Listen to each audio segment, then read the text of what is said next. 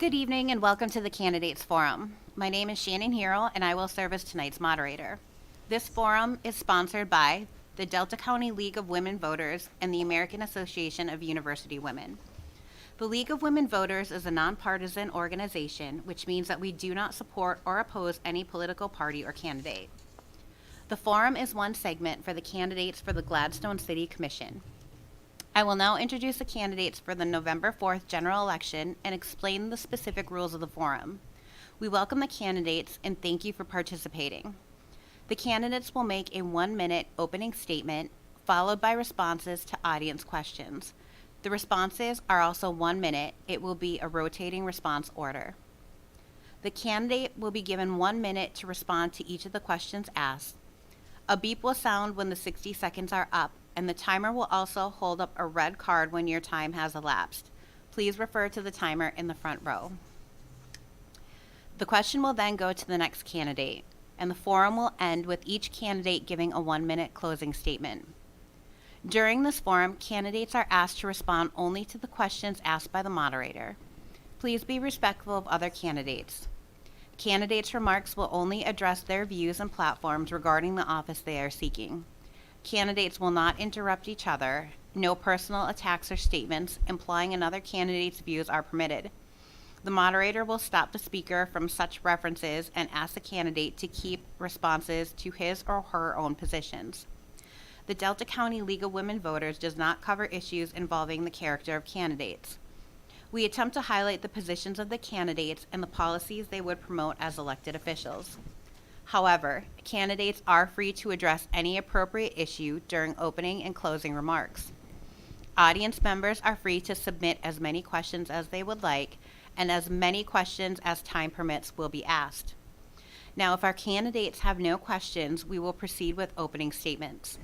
Candidate Maloney, we welcome you, and you have the floor for 1 minute, beginning now. Hi everyone, thank you so much for having me. My name is Whitney Maloney. I've lived in Gladstone for almost a decade now. I came from the Madison, Wisconsin area where I graduated from University of Wisconsin, went on to work as a research scientist before moving to Gladstone, worked at Upperham Brewery as the production manager for about 6 years before I opened my small business last June in downtown Gladstone. I'm married, I have 3 kids, and I love doing business and living in Gladstone. I have a heart for service, and I'm just so excited to be a part of this community and bring my problem-solving skills and help this community thrive. Thank you. Candidate O'Connor, welcome. You have the floor for 1 minute. My name is Mike O'Connor. My reason to run for the commission is to give citizens a voice. I hear this over and over again from the citizens that their 2 big concerns are taxes and utility costs, especially for those people that are retired. They're getting hit with all kinds of extra fees, and it needs to be controlled. Fiscal responsibility is number 1. This means making smart long-term investments in our infrastructure.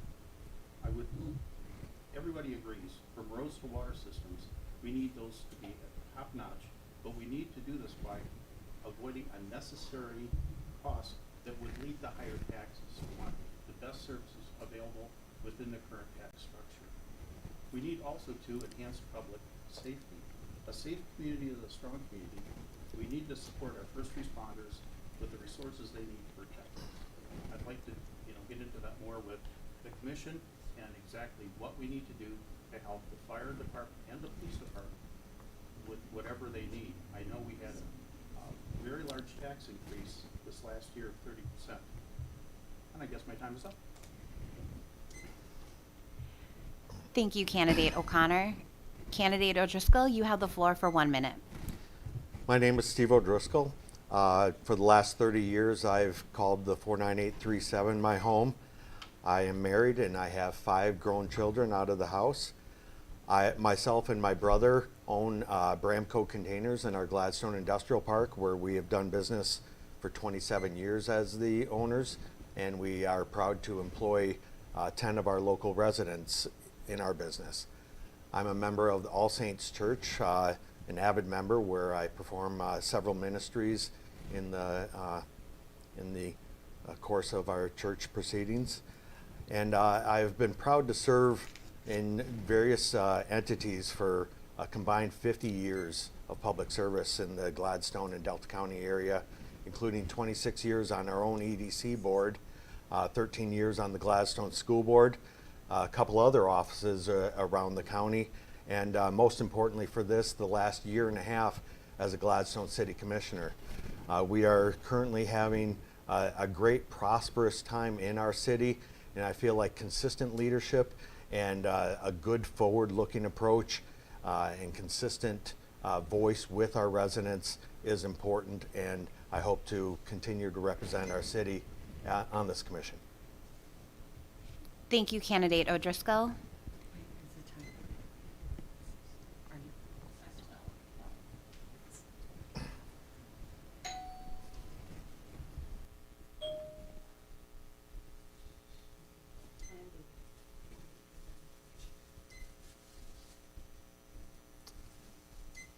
Everybody's phone has to stop.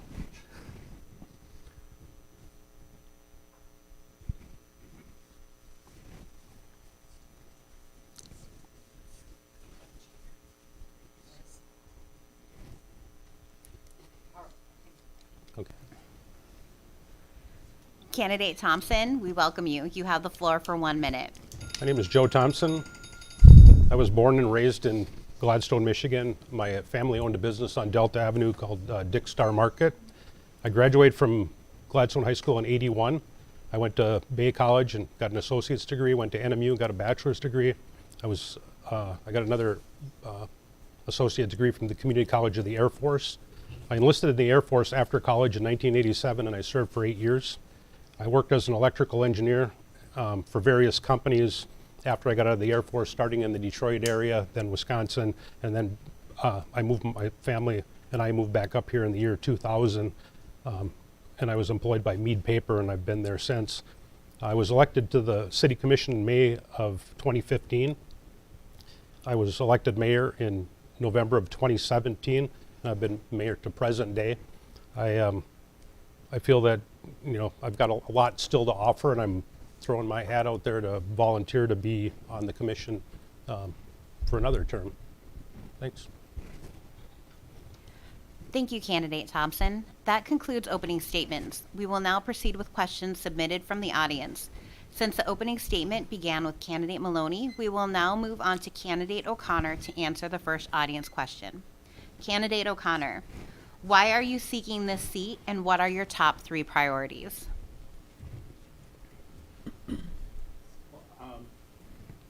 Well, of course, my reason for running is, again, to give citizens a voice. A lot of the people feel they don't have a voice in what's going on. And that's one thing I want to do. People come to me all the time and say there's things that we don't understand and we'd like more information, but we really can't get that information from City Hall. Again, the top 3 things are fiscal responsibility. We've got to be able to work within the existing framework we have for how much money we have. We need to enhance public safety. I've talked about this a lot. I want to make sure the fire department is fully funded because we've given them extra money. I want to make sure whatever they need is taken care of. And community engagement and transparency. I want people to feel they can come in anytime. As a commissioner, I'll be here before the meetings to meet with any citizen that wants to discuss any issues. I know during the meeting, they're limited on just a comment, so there really can't be this conversation of what their issues might be and what we can do to maybe bring staff into it to solve those problems. Thank you. Candidate O'Driscoll? Well, the reason I'm seeking this seat is the same reason that I sought it a year and a half ago, and then was gracious enough to be elected by the residents last year. I want to serve my community. I've lived in this community my entire adult life, and I love Gladstone, and I want to serve it to the best of my ability. And the top 3 priorities I believe we have as a city commission are right up front. We're going to be hiring a new city manager with the retirement of Eric Buckman.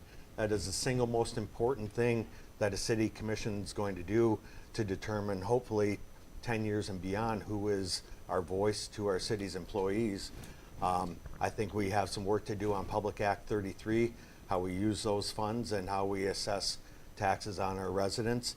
And then we have to be looking at innovative ways to address our streets, as we have had some of the mechanisms for being able to pay for our city streets taken away by recent elections, and we still have to proceed with doing that work. Thank you. Candidate Thompson? I would like to continue on the commission. I think I have a lot more to offer. I can provide, provide help being part of the team, and I can offer leadership. I think our top three priorities are safety and security, and I think we've done a really good job in Gladstone of promoting that, even though those are some very hard decisions. The next biggest priority is just keeping the budget balanced, which we do every year. And then I think our final big priority is that we need to try to get more housing in Gladstone. There's just not enough housing in Gladstone. It's just not there. And I know personally, my daughter, would have liked to have lived in Gladstone, but couldn't find a house in Gladstone, so she had to, live outside the area. So I think those are the big three things that I'm really interested in promoting. Thank you. Candidate Maloney? I decided to run for the commission because I love Gladstone. I just have a heart for service, and I can see the possibilities in this community, and I think that I have some talents that lend themselves well to this type of environment. I'm focused in three areas. Small business support. I just went through that process last year of opening a small business in this community, so I utilize a lot of the sources that I learned in the Delta Force Community Leadership Program. So my recent experience with opening a small business, I think, would be really helpful for those looking to do so. We're having a boom here, and I am happy to be a part of it, and I would love to continue to support that. That said, I think it's important to build a community where people can stay. People who are from here that want to stay here have that ability through housing. Through housing in particular, but creating a community where people have the ability, the jobs, and housing to stay. And finally, simply being a person to make bridges and build coalitions with different organizations throughout the community. Thank you. And the next question will start with Candidate O'Driscoll. Candidate O'Driscoll, what are your ideas to resolve the current lack of available and affordable housing within the city? Well, the first thing that a city does for any development is to get out of the way of those who want to develop it. And I think the city of Gladstone has done a great service in the North Shore development. It's a little far off for my taste of having immediate needs addressed in housing, but the North Shore development is the future of expanding our housing development in the city of Gladstone, and the folks that are looking at doing and investing in our area are certainly going to bring some great housing, but we definitely need affordable housing, and we are amenable to those who want to come here and propose their ideas. But city governments don't come up with ideas, investors do, and city governments help them get it done. Thank you. Candidate Thompson? My view on getting more housing here is that, and a lot of this has already taken place, is that we have to create the right environment. And over the course of the last 10 years or more, we've put in a really nice walking trail along the lake. We've done a lot of improvements in the city as far as infrastructure goes, and we're going to continue. We hopefully will continue to do that. And by building all that stuff, we're starting to make it an attractive place for businesses to want to come here. When I grew up here, this main street was just full. You could buy anything you needed on Delta Avenue, and then it gradually all went away. And now I think the time is right that things are starting to take hold and come back. And I think that just providing that environment and that attraction for people to want to invest here, want to spend millions of dollars building housing, I think we're almost there, and we just need to persist with what we've been doing, because I think we have a really good plan. Thank you. Candidate Maloney? I think in a community like ours, it's going to require a multi-pronged approach. I do think that outside development is critical, and I think that the city already has a vision there and a plan, and we don't need to reinvent the wheel there to support those plans and help bring that to fruition. I also think rehabbing old units is really important, especially for not just to take an eyesore and make it something useful, but also to provide housing. There's lots of opportunity in our inner city for that. Things like accessory dwelling units where you kind of get creative with your housing and you have small homes, you have additional units within existing ones that can provide additional housing sort of in the same footprint. And I think that it is possible for the government to work with outside developers to get creative and to attack it from multiple different angles to fit the needs of the different members of the community, from the elderly to the new home buyers, and just getting creative, essentially. Thank you. Candidate O'Connor? Well, there are limits of what local government can do. Basically, we can set the stage, but we really can't do much as far as financial incentives. I was recently over at the USDA asking how this would work for developers, where funds are available, what can the city support. The city can't really guarantee anything, so we have to make it such that developers want to come here because they want to develop the property and make a profit. I think that's one of the things we're going to be looking at with the new city manager, is someone that has experience, and how do we tackle this specific issues. There's others that we'll be looking at, but this is one of them, is how do we deal with the housing. So hopefully we'll have someone with some experience that possibly has worked with some developers and already has a game plan of how we can move forward with this. But housing is important. Thank you. Candidate Thompson, what do you think are the most significant crime or law enforcement issues in the city, and how should the city address them? Well, I think one of the bigger things that we have right now, there is a lot of blight, and you know it should be gone after more aggressively maybe than it is. But I mean, we're making good progress on it, but it's a big issue. And then the other thing would be the drug problems. I mean, they're everywhere. I mean, it may not be as bad in Gladstone, but it's still there, and it still deserves attention. Other than that, I really think Gladstone's a safe place. I mean, I'd walk around at night anywhere around here. I don't feel like there's any danger. I don't ever feel threatened, and I don't think anybody else does. I think it's just a great place to live. Thank you. Candidate Maloney? I was recently on a ride-along with a local public safety officer.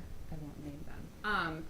And I asked this question, and he said pretty much blatantly dealing with the mental health issues that face our community, because they're often the first person to respond, and they don't have anywhere really to take them. They don't have the resources to deal with the mental health crisis that exists probably everywhere.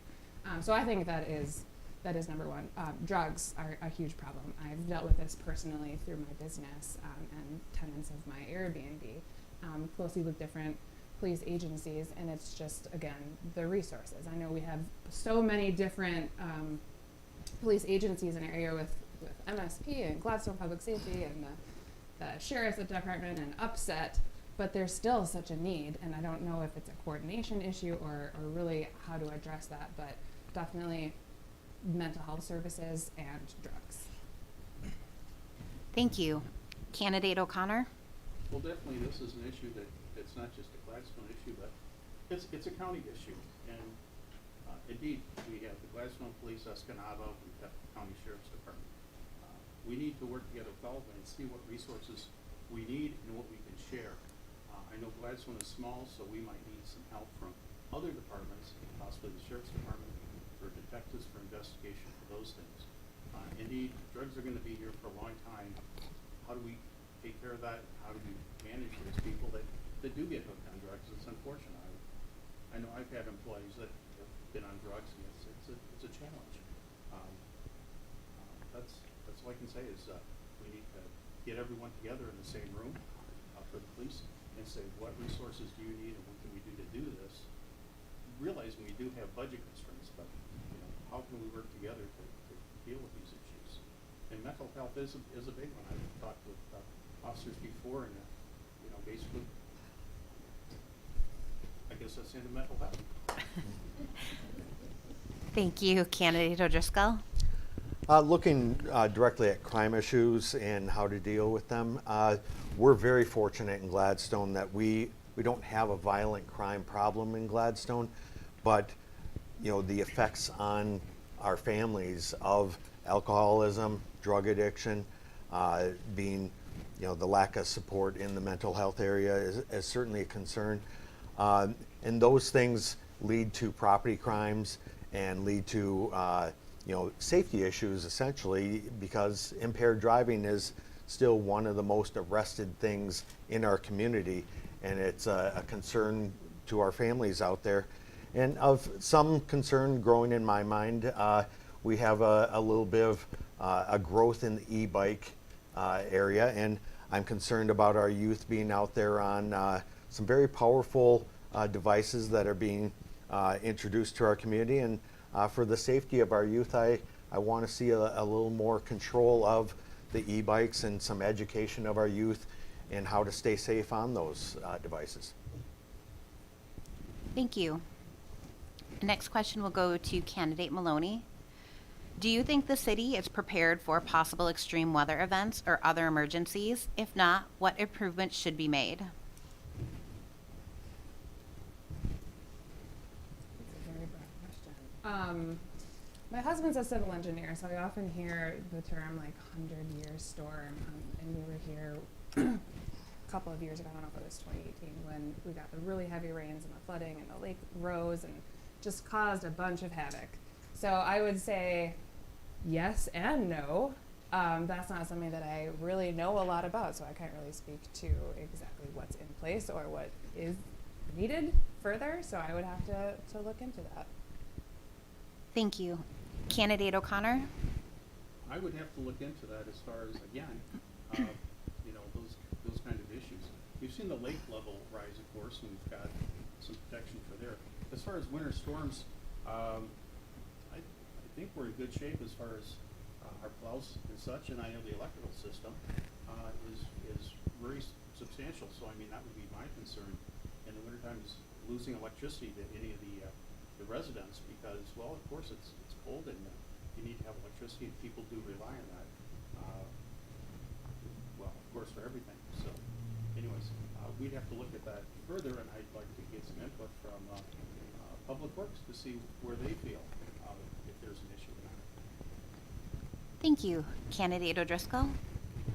In a proper balance of the budget versus the resources, we have to account in Gladstone for the reality that we get about 80 inches of snow in a year.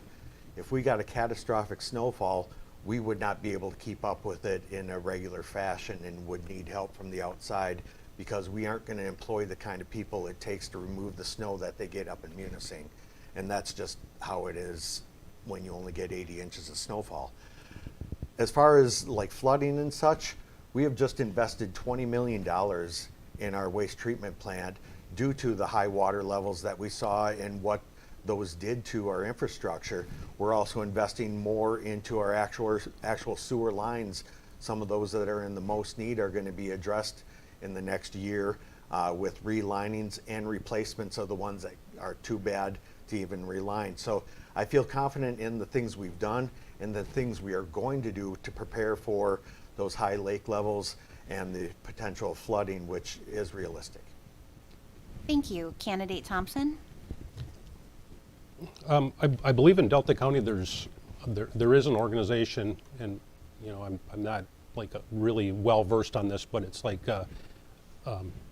Delta County Emergency Services. They have drills, every like once a year, and I think it involves all the local law enforcement and fire departments, and they plan for different events. Maybe not catastrophic weather events, but they do plan for different kind of events. And in Gladstone, the city's been doing a really good job of planning for weather events by doing extensive tree trimming to make sure that the power doesn't go down, because that's one of the biggest problems with power is storms and trees.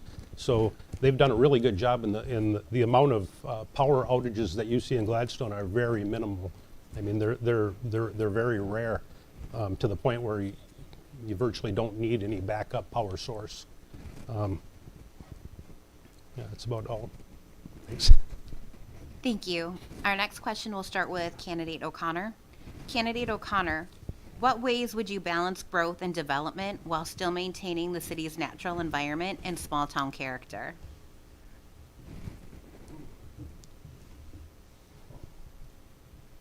definitely we want growth in the city, but we actually, we want to attract businesses that will fit into the character of the city. We're kind of a veteran community, so most people live here and they work someplace else.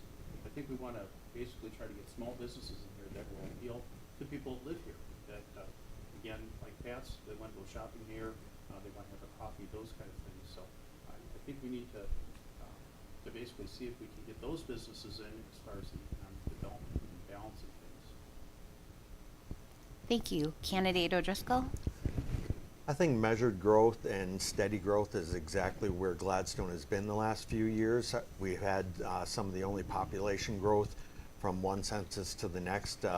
And I think if we continue on the path of just being that solid place that you want to raise a family, I think small businesses and light manufacturing is the kind of business that we want to attract to Gladstone. We want families to look at our schools and say that that's where they want to raise their kids and grow old as couples do in our community.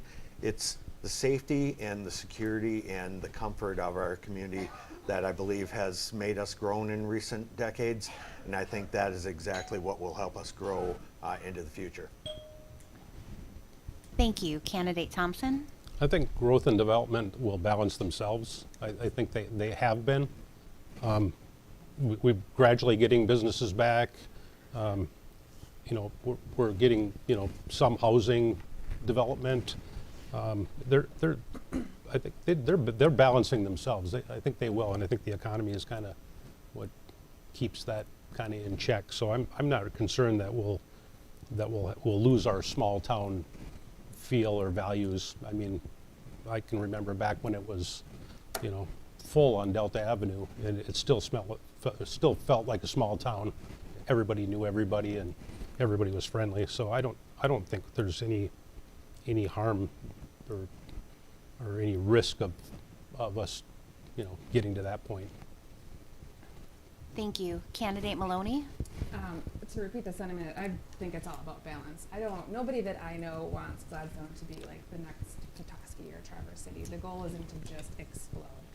The goal is to grow steadily while protecting what we have here. And I think that means keeping our shoreline accessible, public, and natural. And I think that if we keep those priorities in mind, we can create an awesome community of little mom and pop shops that are owned by people who live and work and play in our community and keep that money here and grow in a really organic way, keeping really the charm that already is existing in Gladstone there and improve upon it. Thank you. Our next question will start with Candidate O'Driscoll. Candidate O'Driscoll, describe ways the city could work with other entities such as the DDA, Delta County Commerce Center, or Bay College to improve Gladstone. Well, we're very fortunate that our DDA and our City Commission work very close hand in hand, and our heartbeat is our Delta Avenue district. We've recently created a social district in our downtown, and the things are early with that, and we're going to see how that turns out and how that goes for our community. But I think working with our schools, working with other entities around Delta County to make sure that we are on the forefront of everybody's mind when you want to host an event or somebody's suggesting a location for a new business. We may not have the population of our neighboring communities, but we certainly have, like was mentioned before, the charm and the desirability to locate in Gladstone, and through measured and persistent actions, we can make sure that we stay that identity that we've been and want to continue to be. Thank you. Candidate Thompson? Right now, the City Commission and the DDA work really well together. As a matter of fact, the mayor of Gladstone sits on the DDA board, so there's that tying them together so they work together. And everything that the DDA does is, major is approved by the City Commission. As far as like economic development, we're very attractive for economic development, and we just saw that recently where somebody actually is going to relocate a business here from elsewhere. So the city manager is very integral in working with EDC and those people. And as part of the city commission, you know, the thing to do is just to foster that working relationship that the city manager has, you know, make sure that he has everything he needs to keep that kind of stuff going. Thank you. Candidate Maloney? To me, this is all about making connections between people and organizations. And it's my favorite part of my job at the coffee shop. Perfect example is Perry Good Cleaner left the Rialto Center, was talking to Pat Johnson. I knew that Whitney from Lavender Co. was looking for a retail space. Boom, here's your guys' phone numbers, and now she has a business in the Rialto Center. I see that happening on a larger scale with the DDA.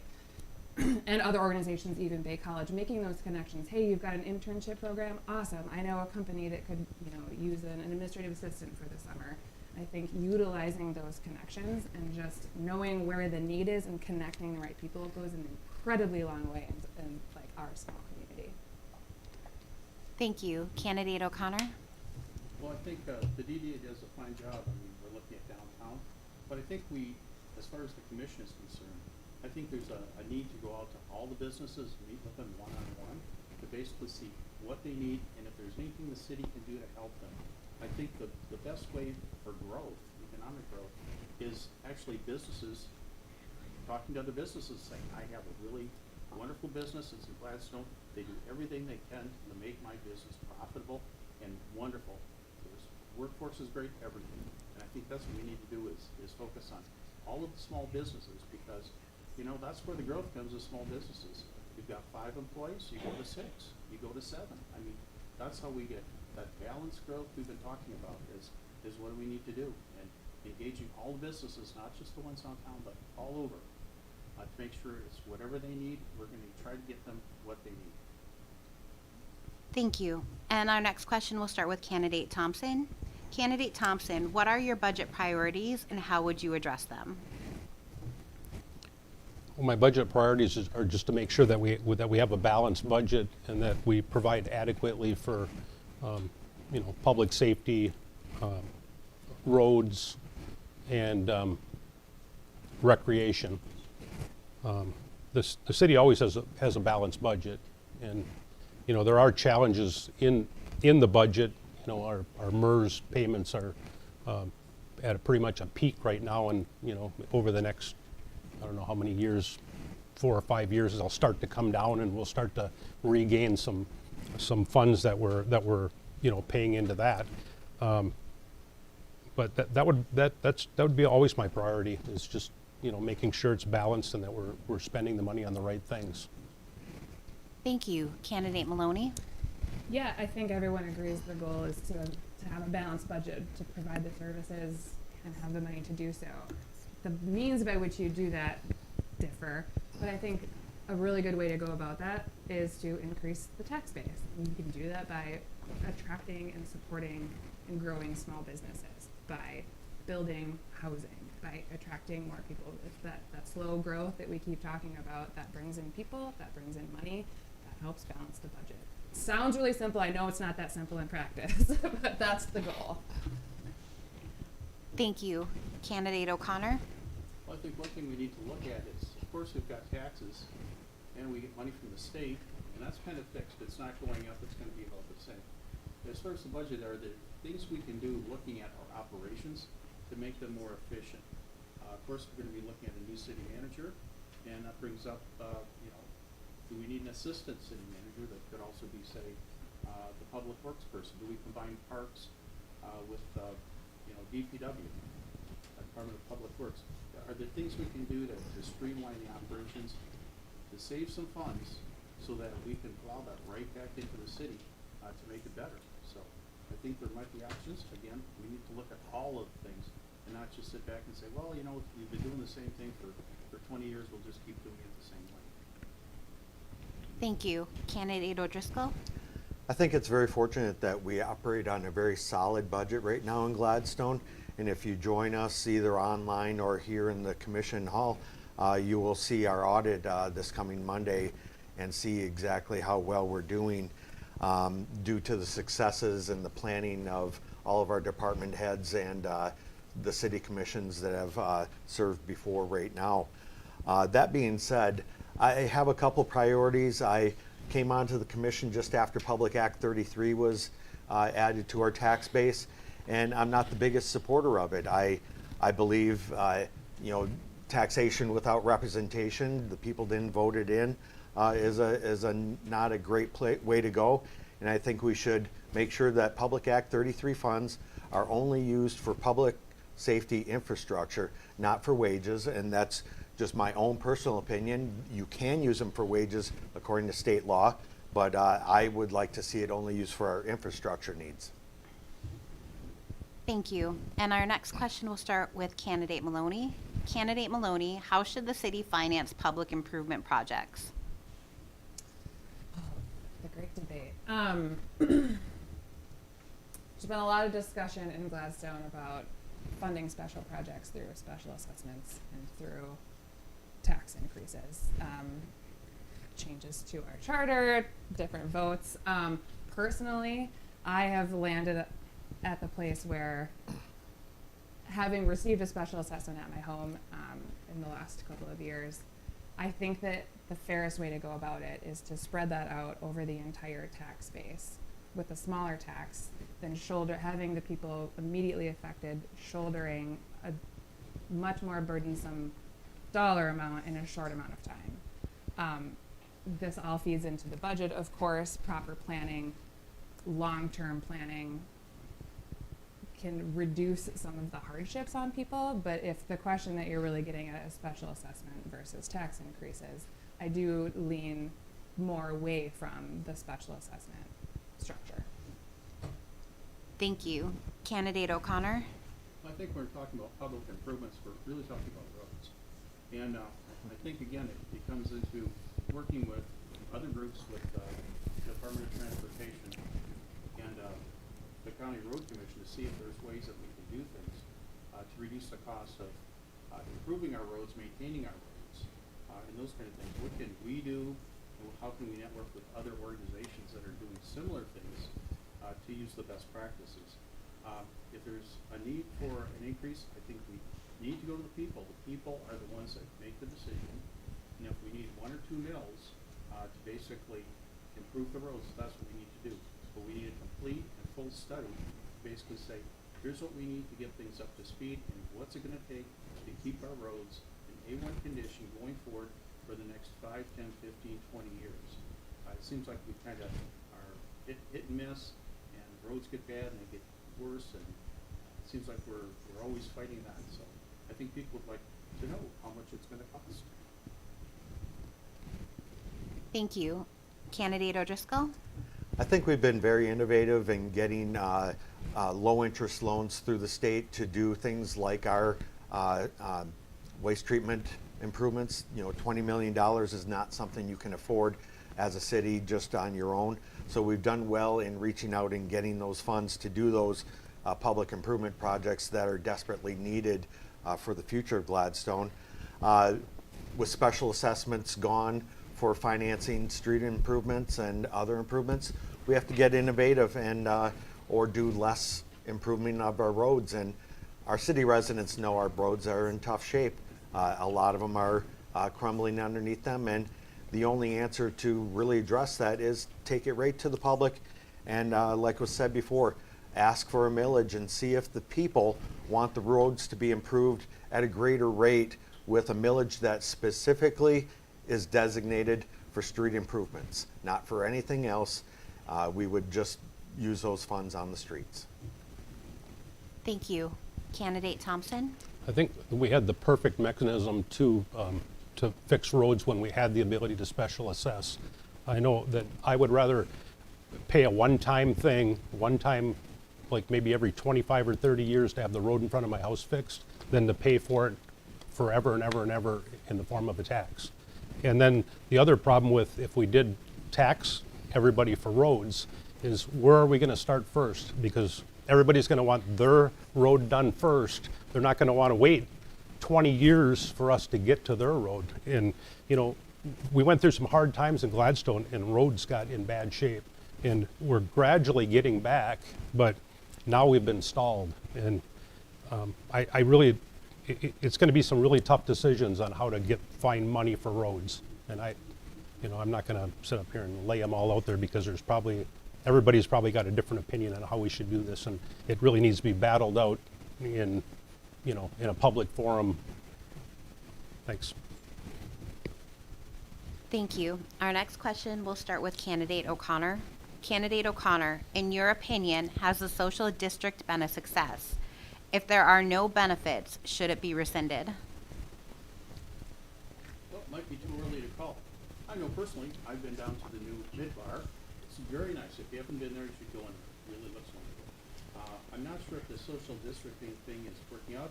Of course, now we're entering winter, so people are gonna be less likely to be out doing things versus next year when it's gonna be spring and summer. People are gonna be wanting to be outside doing different things. So I'm gonna looking on the wait and see if it's successful or not. It didn't cost really any money to do this, so I think that's something, if it works for the businesses, people like it, that's fine. However, if it causes problems, and I'm not sure because, people do get carried away once in a while. We might have to maybe, reduce the area or maybe not use it. But I'd like to see it go through another year and get some more information from people and get some feedback. Thank you. Candidate O'Driscoll? I think we've all said at some point tonight that drug abuse, alcoholism is a concern in our community in some way, shape, or form. And I think having a social district puts you just a little further out there promoting that type of activity. But to this point, we haven't seen any issues with it. And when we passed it, we wanted to know what the measurement points were going to be, how we were going to gauge success of the social district. And we asked our DDA to very explicitly come back to us and report all the positives and negatives as we go through the first season or two of having that social district. And as a city commission, we let our DDA know that we are willing to take it away if it looks like it's not good for Gladstone. And I think just having an open mind, whether things are good for Gladstone or not, is how any decision should be made. Thank you. Candidate Thompson? I still think it's too early to tell also, how successful it is, but I know that I spend a lot of time downtown and I visit all of our businesses, and I've taken advantage of the social district myself, and I see everything I've seen so far has been very responsible and not in bad taste. So I think it is early to tell, and time will in another year maybe we'll see what it's like as more people learn about it. I don't think a lot of people even realize it's out there, because I did run into somebody that came into the brewery and they had a dog and they were just checking it out, and they said, well, I can't really have a beer because I can't be in here with their dog. And I said, well, you can get a beverage at the bar and take it outside, in the social district. So they took advantage of that. It was nice. They could sit outside with their dog on the corner, enjoy a beer from the brewery. So, that's kind of one of the positive things of the social district, and, time will just tell. Thanks. Thank you. Candidate Maloney? Yeah, I am solidly indifferent on this topic because personally I'm a non-drinker, so I don't partake in the social district myself, but I own a business within the social district. And huge credit to Patricia West for doing a lot of research as to how social districts affect downtown communities like ours, and it is overwhelmingly positive. So it might be too early to wait and see for Gladstone, but if it is at all within the trajectory of similar communities, it's going to benefit our community as a whole. So as a business owner, I do support it. I think it's a really cool thing for Gladstone, and I don't think that it's going to be causing major issues because that's just not what you see typically throughout the rest of Michigan. But if it does, I think of course it's within the rights of the commission to assess that and move forward as they see fit if it becomes an issue.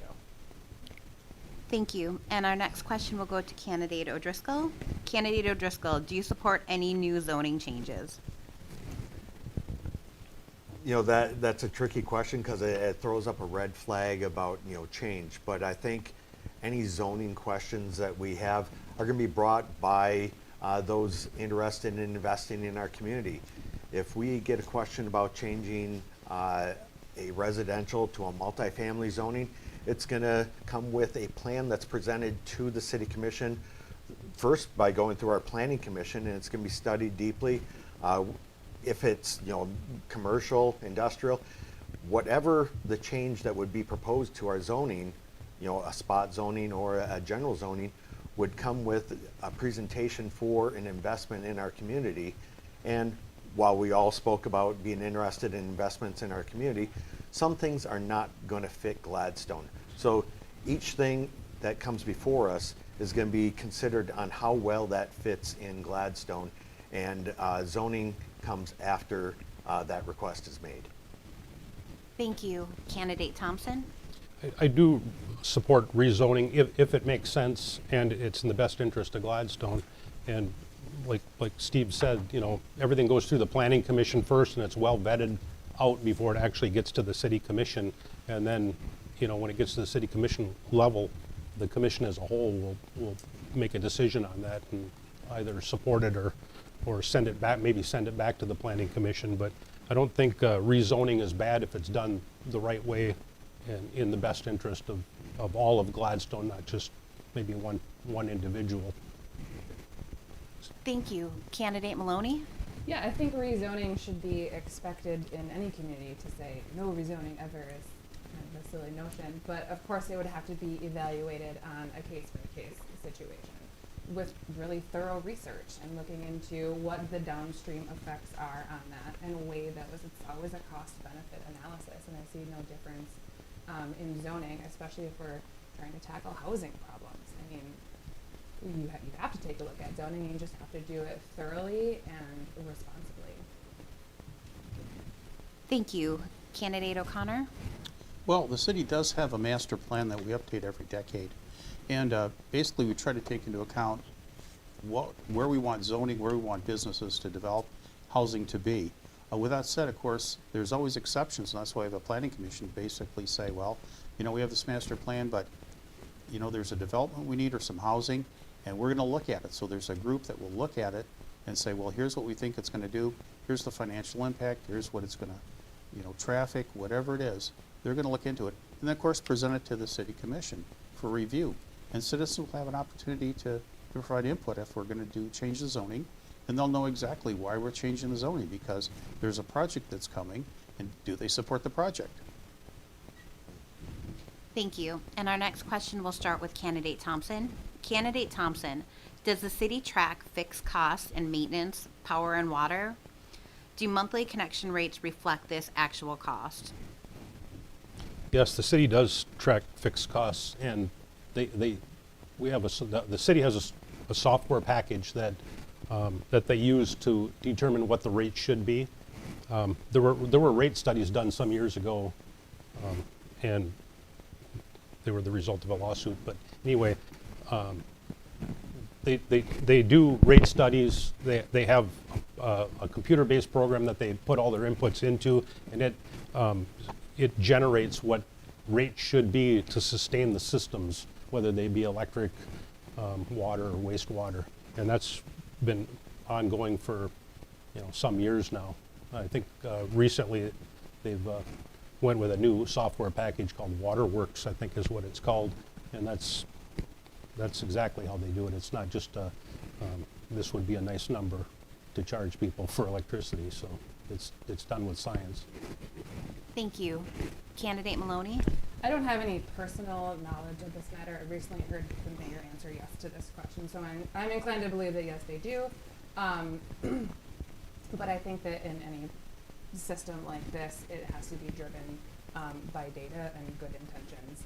And I have every reason to believe that that's what our government is doing for us, not to say that it's not, that you can't scrutinize it and question it, which I would do if I felt so inclined. But I don't have anything to add to this conversation. I don't have personal knowledge of these exact questions and details. Thank you. Candidate O'Connor? I think that's something that I've been asked a lot of times from people, is the service charge, the fixed charge every month on your bill for water, wastewater, trash, everything.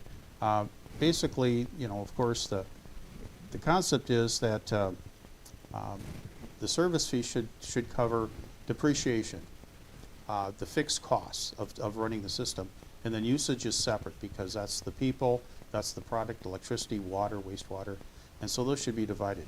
The city commission has full authority to make the rates anything they want, so they can modify those rates if they want to, because I know it's a burden on some people. There should be possibly a cap on service fees, so people can say, okay, it's not going to go above this rate. Then the usage charges would make up for that. So I think that's something that needs to be looked at, which is, what's equitable and fair to all the people.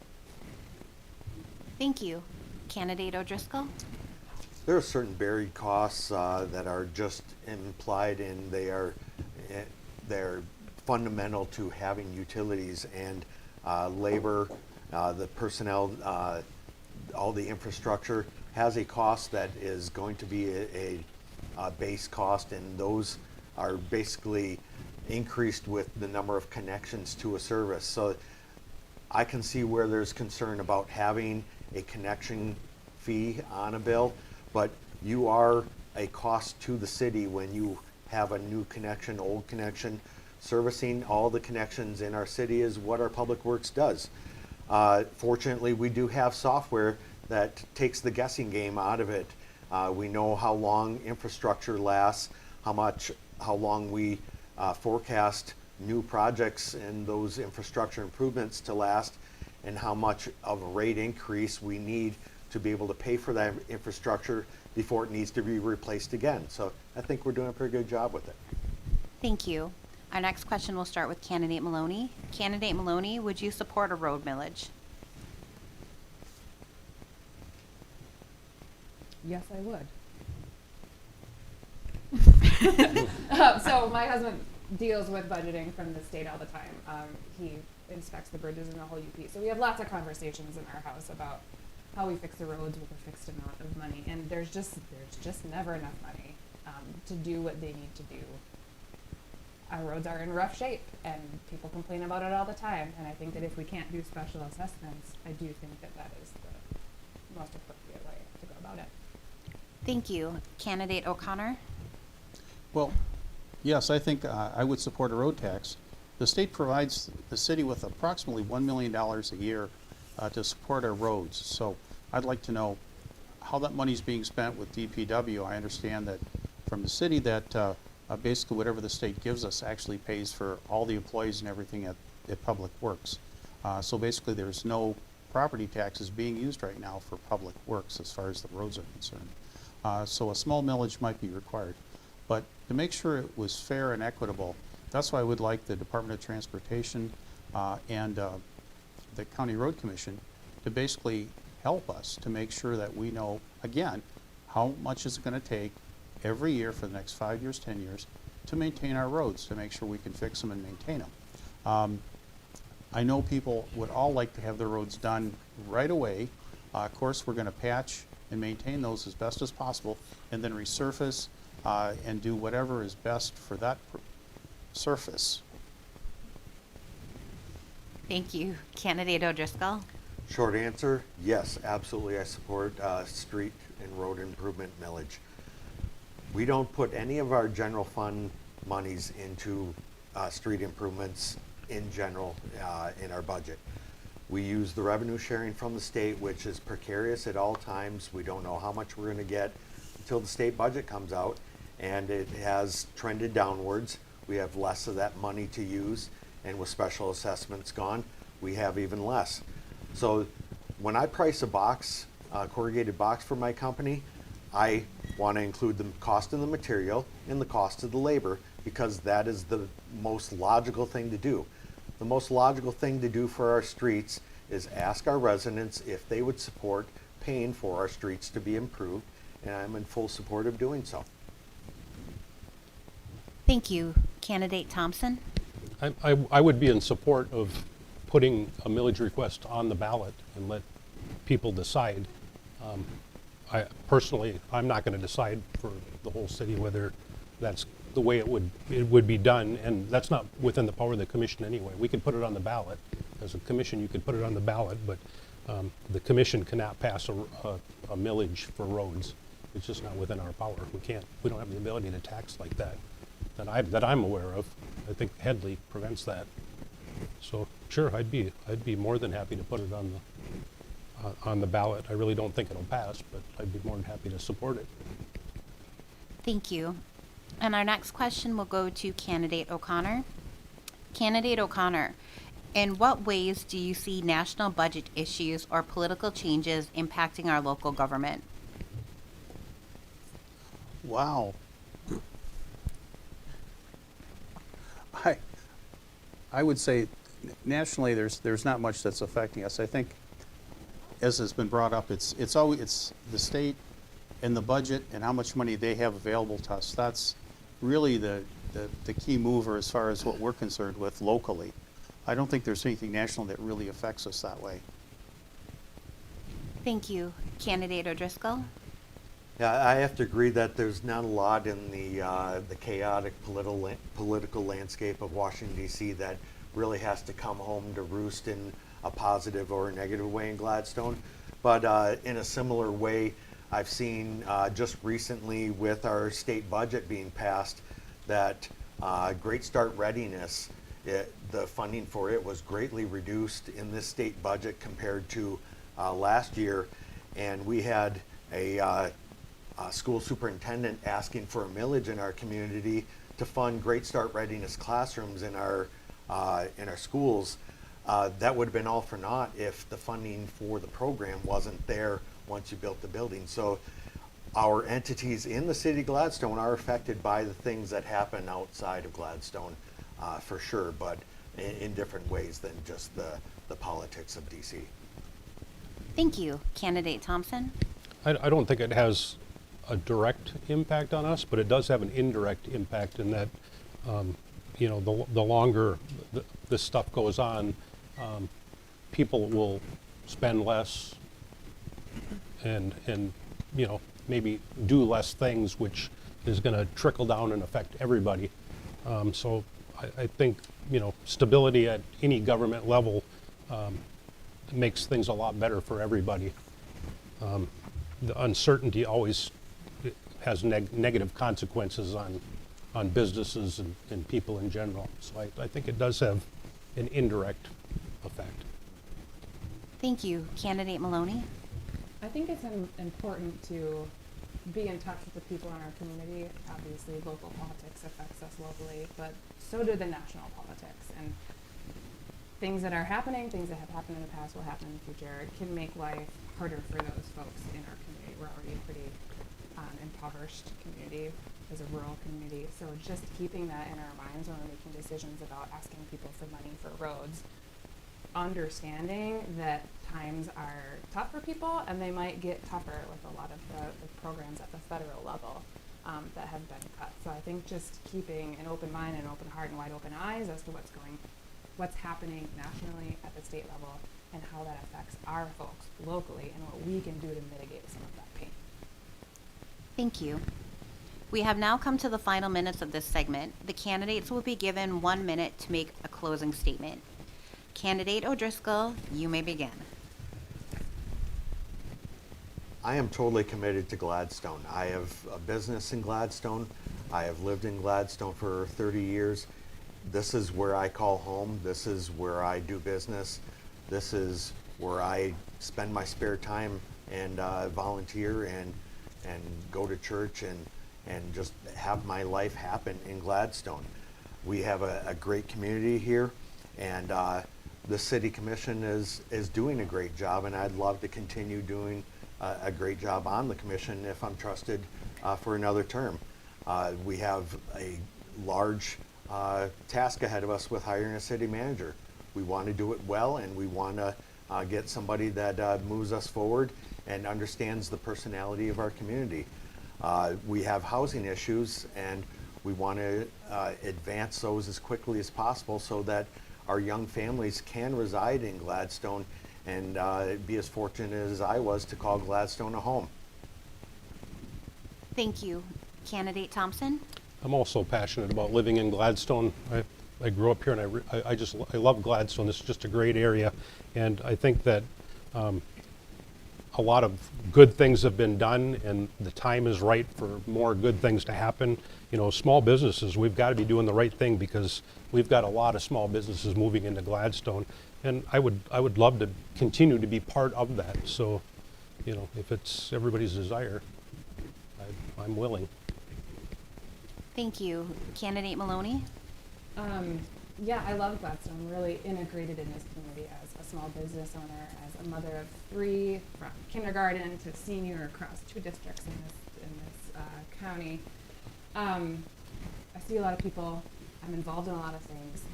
I was just appointed to the opioid task force. I'm a board member of the Child Advocacy Center. I was a volunteer at the Youth Empowering Services, a graduate of the Delta County Leadership Program. I've met a lot of people, and I think that I have a really good skill in solving problems by connecting people and making sound, well-informed decisions. Thank you. Candidate O'Connor? Well, I think we've talked about a lot of issues tonight. Gladstone is a wonderful place. That's why we all live here. If we didn't think it was great, we'd live someplace else. Probably not Iowa. But I just want to say that, you know, we're really looking at the whole bit. It's really community engagement and transparency. We want to be totally transparent on what we're doing as far as a commission, as far as what the city's planning, so people know what's going on.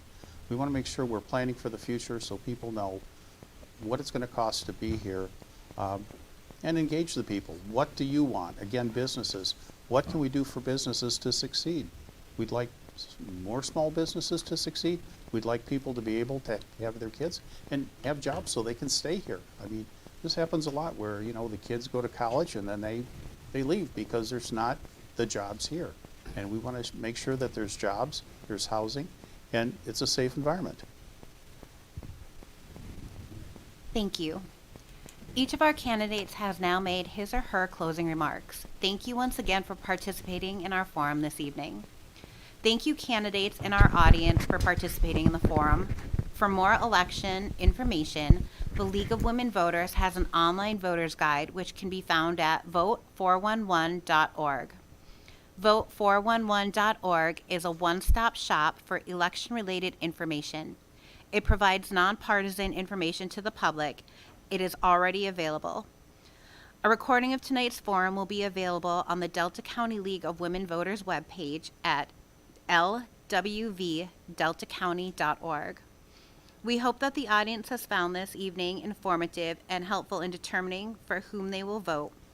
Please make your voice heard by voting in the Tuesday, November 4th election.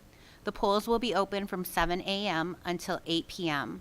For those unable to be present at the polls on Tuesday, absentee ballots may be picked up at your township or city clerk's office. Please call them for more information. Absentee voters are encouraged to return their ballots as soon as possible, but every ballot will be counted if received by 8 p.m. on November 4th. If you need additional election information, call your local clerk's office. We would like to thank the City of Gladstone for the use of council chambers and broadcasting the program, and thank you to our local media for publicizing tonight's forum, and a special thanks to our audience for your participation. Before ending tonight, we of the Delta County League of Women Voters would also like to remind our viewers that if you find our forums informative and you believe that voter participation is not a spectator sport, we urge you to join us. We are always open to new members. Any interested man or woman can contact us at deltacountylwv@gmail.com. For the American Association of University Women and the Delta County League of Women Voters who sponsored this evening's forum, I'm Shannon Hero. Thank you and good night.